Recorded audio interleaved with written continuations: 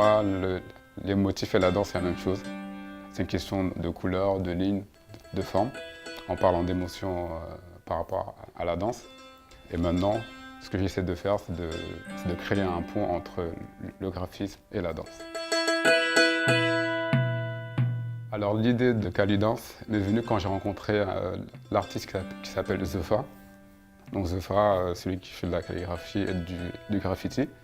J'ai rencontré au mur Rosa Parks parce que j'ai dansé pour l'inauguration de ce mur-là. Et l'idée était de danser dans une boîte noire. Dans une boîte noire dans laquelle des calligraphies seraient écrites et avec lesquelles je pourrais m'amuser. C'est un projet qui allie donc du coup la danse et l'art graphique.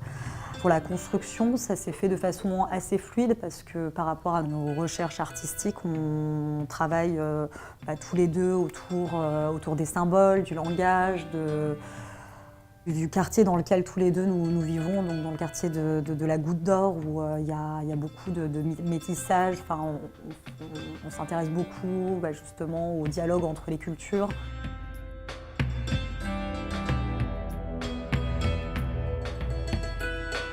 C'est la première fois que je travaille avec Sifat.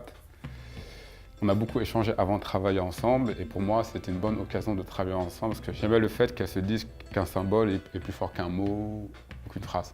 Et ça c'est ma base en fait, même en danse. Pour moi en fait un seul mouvement peut être plus important que 10 000 mouvements.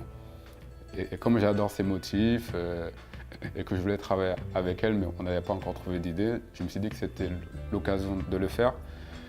Et ça me permet aussi de continuer à travailler sur le graphisme et le corps. Ce qu'un univers graphique peut en fait révéler chez un corps. Pour moi, l'idée, c'est un petit peu de faire se parler les différentes cultures en élaborant une écriture plutôt abstraite, mais où parfois on peut retrouver des sources asiatiques ou encore d'Amérique latine, hébraïque, arabe. Enfin, c'est plus en tout cas ma volonté à travers ce travail-là. Ce que je porte là, c'est un t-shirt avec les motifs de Sifat. Parce qu'avant de commencer cette performance, on s'amusait à sérigraphier des vêtements comme costumes. Et comme je sérigraphie aussi des motifs sur des collections que j'ai faites auparavant, pour moi ça coulait de source de sérigraphier des pièces et d'inclure la sérigraphie aussi au sein de cette performance.